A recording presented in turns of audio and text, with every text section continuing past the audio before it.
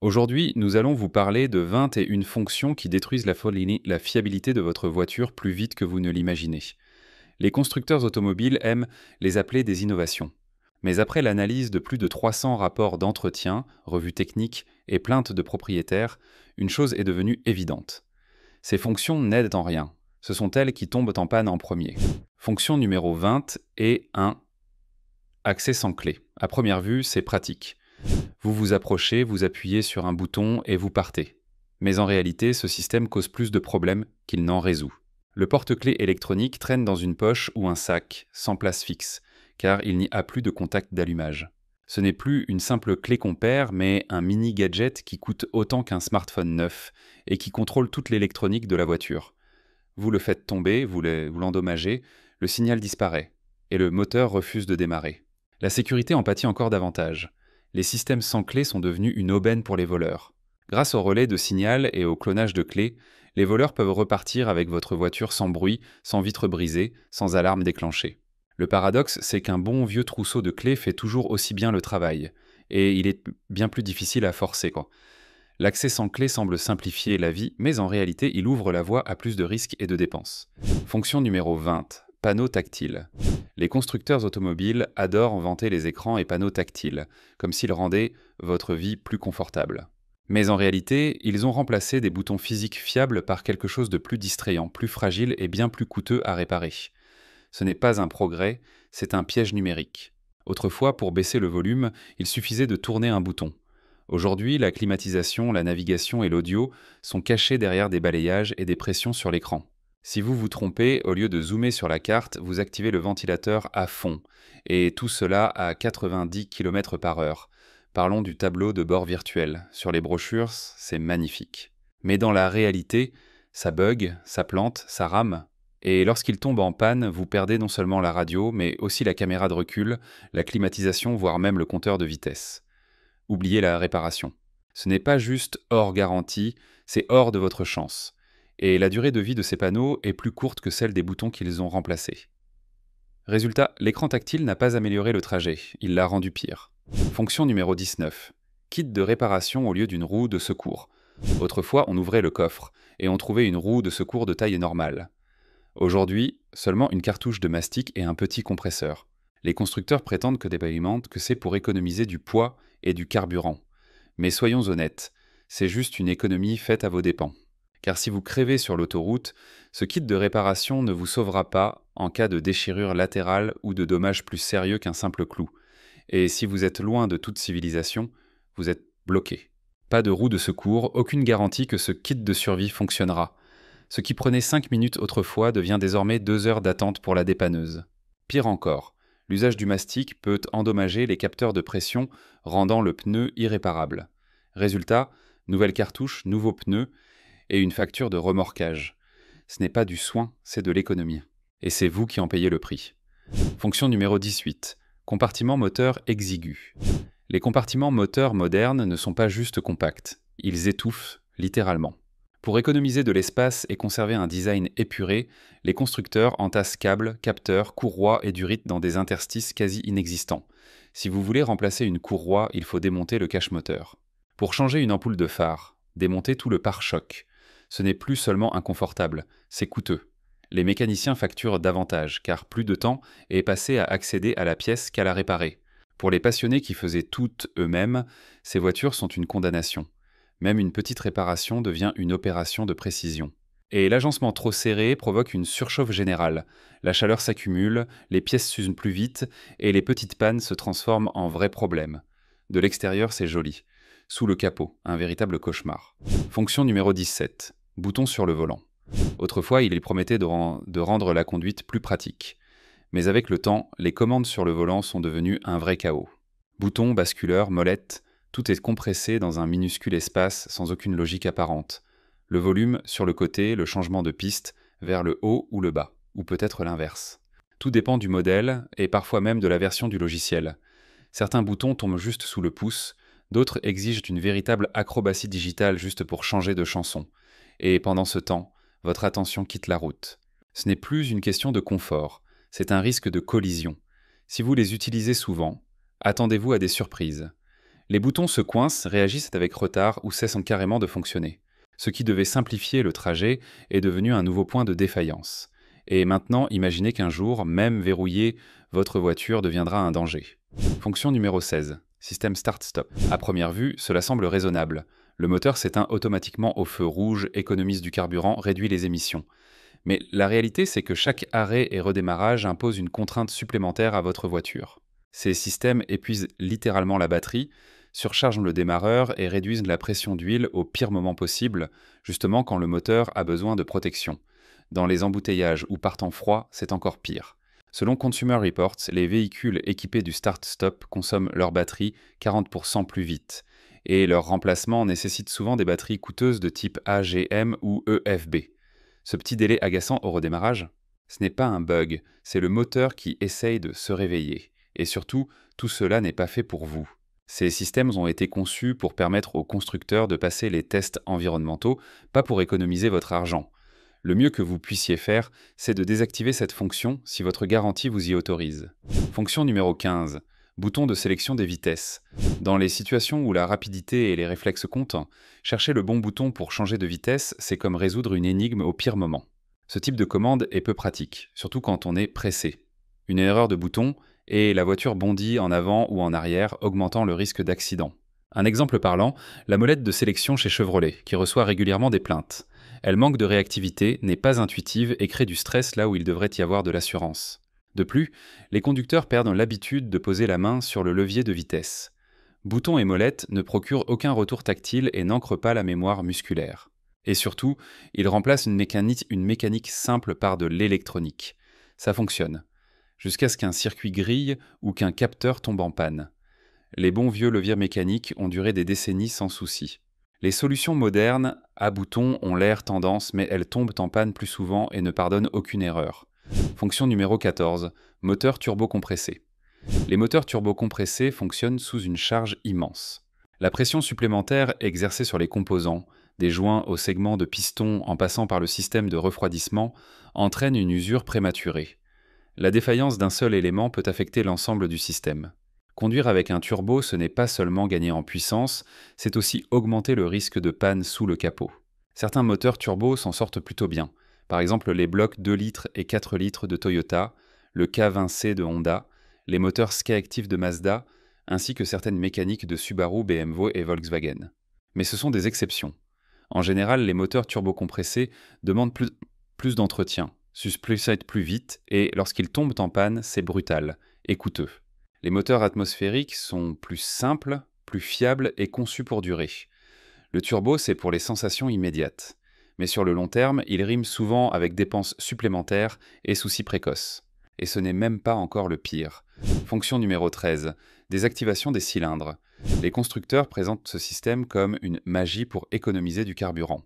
En conduite calme, certains cylindres se désactivent et la consommation serait soi-disant réduite. Mais cette économie se paie au prix fort pour le moteur. Apparaissent alors des ratés d'allumage, une surconsommation d'huile et une usure accélérée des poussoirs de soupape. Le 5 litres émis de RAM est bien connu pour ses problèmes de poussoirs directement liés à ce système. Les blocs V8 de G, M de 5,3 ou 6,2 litres subissent fréquemment des pannes complètes du mécanisme AFM, parfois avant même 80 000 km. Dans ces cas-là, il ne s'agit pas d'un simple remplacement de pièces, mais d'une réfection complète du moteur. Même les systèmes plus doux comme le VCM de Honda ou le Skyactiv de Mazda présentent des risques potentiels. Et les économies de carburant, minimes. Tout ce que vous gagnez à la pompe, vous le perdrez ensuite en réparation coûteuse. Un moteur fiable doit fonctionner de manière constante, pas s'activer et se désactiver en roulant. Fonction numéro 12. Injection directe de carburant. Le système d'injection directe injecte le carburant directement dans les cylindres, en contournant les soupapes d'admission. En termes d'efficacité, c'est excellent. Mais il y a un problème, on perd le nettoyage naturel des soupapes par le carburant, présent dans l'ancienne injection multipoint. Résultat, des dépôts de carbone épais se forment sur les soupapes. Avec le temps, cela réduit le flux d'air, provoque un ralenti irrégulier, des ratés d'allumage et une perte de puissance bien perceptible. Et le plus important, aucun nettoyant pour circuit de carburant ne peut aider. Les dépôts ne se trouvent ainsi pas dans les conduites, mais directement collés à l'extérieur des soupapes. Pour les éliminer, il faut une opération appelée nettoyage par coquille de noix, une procédure coûteuse qui consiste à projeter de la coquille de noix broyées sous pression dans le moteur. Certains constructeurs ajoutent un système d'injection multipointe en plus, pour éviter le problème, mais tous ne le font pas. Ce qui ressemblait à une avancée technologique peut en réalité vous mener à une réparation onéreuse. Fonction numéro 11. Frein de stationnement électronique. Autrefois, tout était simple. Un frein à main avec un câble que l'on tirait à la main. Aujourd'hui, la plupart des voitures ont remplacé ce levier classique par un simple bouton. Visuellement, c'est moderne, mais en termes de fiabilité, c'est un recul. Le frein de stationnement électronique fonctionne grâce à des moteurs électriques et des capteurs. Et si l'un d'eux tombe en panne, la voiture se retrouve littéralement bloquée. Le frein peut rester coincé et vous ne bougerez plus. Ou au contraire, il peut ne pas s'activer sur une pente. Certaines versions se désactivent même en roulant. Et en hiver, par grand froid, il arrive que le frein refuse de se relâcher. Les réparations ne sont pas bon marché. Remplacer le moteur ou le module de commande coûte cher. De plus, tous les garages ne les prennent pas en charge. Il faut un scanner spécial pour réinitialiser les erreurs. Et si la batterie est à plat, le frein électronique peut tout simplement ne pas fonctionner, vous laissant immobilisé au pire moment. Le frein à main mécanique donnait un vrai sentiment de contrôle. On savait exactement quand il était engagé. Le nouveau système lui cache ses pannes, jusqu'à ce qu'il soit trop tard. Fonction numéro 10, boîte robotisée à double embrayage. Les boîtes à double embrayage ont été conçues à l'origine pour les voitures sportives. Elles permettent des changements de vitesse rapides et une meilleure efficacité énergétique. Mais en pratique, surtout en ville, elles posent souvent plus de problèmes qu'elles n'en résolvent. En conduite normale, ces boîtes ont tendance à donner des à-coups, à hésiter au démarrage et à se montrer maladroites dans les embouteillages. Se garer devient une sorte de chorégraphie saccadée. Et côté fiabilité, les doutes sont nombreux. La transmission PowerShift de Ford est tristement célèbre, et la DCT de Hyundai et Kia figure parmi les plaintes les plus fréquentes des conducteurs. Quand ces boîtes tombent en panne, la facture est quasiment toujours salée. Elles sont complexes à réparer, nécessitent un équipement professionnel et sont impossibles à remettre en état dans un simple garage. Les amateurs de circuit pourront peut-être tolérer leurs caprices. Mais pour la conduite quotidienne, ce n'est qu'une complication de plus, sans véritable avantage. Une bonne boîte de vitesse doit se faire oublier. Celle-ci, au contraire, ne cesse de vous rappeler sa présence, souvent au pire moment. Fonction numéro 9. Boîte de vitesse à variation continue, CVT. Elles ont été conçues pour offrir une conduite fluide, sans à-coups de changement de vitesse. Mais en pratique, pour de nombreux conducteurs, surtout les propriétaires de Nissan, les CVT sont devenus la raison pour laquelle leur voiture figure parmi les moins fiables. Au lieu d'engrenage classique, une CVT utilise une courroie et des poulies. L'idée est bonne, tant que tout fonctionne. Mais dès que surviennent des patinages, des surchauffes ou une panne mécanique, la réparation devient un cauchemar. Les CVT Jatco montées sur les Nissan sont parmi les plus problématiques. Elles ont littéralement transformé des voitures correctes en dévoreuses de budget. Des problèmes ont aussi touché Subaru, Mitsubishi et même Honda avec les premières générations de CVT. À-coups, lenteur de réponse, usure prématurée. Et quand une telle boîte casse, c'est presque toujours cher. Il vaut souvent mieux la remplacer que la réparer. Pour être juste, Toyota et Honda ont amélioré la fiabilité de leurs CVT modernes, et les iCVT hybrides sont une catégorie à part, bien plus robuste. Mais si vous achetez une voiture essence et voyez l'abréviation CVT, méfiance recommandée. Fonction numéro 8. Suspension pneumatique. À la place des ressorts classiques, des coussins en caoutchouc et un compresseur. La conduite donne l'impression de flotter sur des nuages, mais en réalité, tout repose sur de l'air et sur le fil du rasoir. Il suffit d'une micro-fissure pour que la voiture s'affaisse, comme après une nuit blanche. Le compresseur se met alors à gonfler frénétiquement le système, surchauffe et finit par lâcher. La réparation, ce n'est pas juste coûteux. C'est un effet domino. Un seul élément tombe en panne, et dans la foulée, capteurs, valves et coussins suivent. Les signes typiques: sifflement, grincement, craquement et instabilité sur les bosses. Même les systèmes adaptatifs et autonivelants n'aident pas. Au contraire, ils ajoutent de la complexité et du coût. Oui, la suspension pneumatique offre un confort inégalé, tant qu'elle fonctionne. Mais lorsqu'elle tombe en panne, ce n'est pas une usure progressive, c'est un effondrement brutal.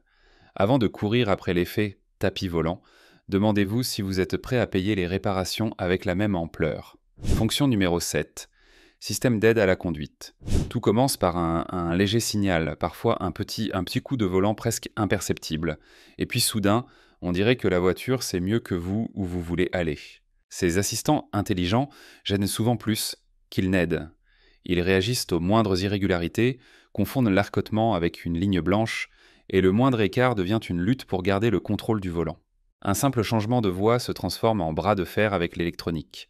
Un gravier sur la chaussée déclenche des bips d'alarme. Le conducteur, lui, observe, analyse et s'adapte à la situation.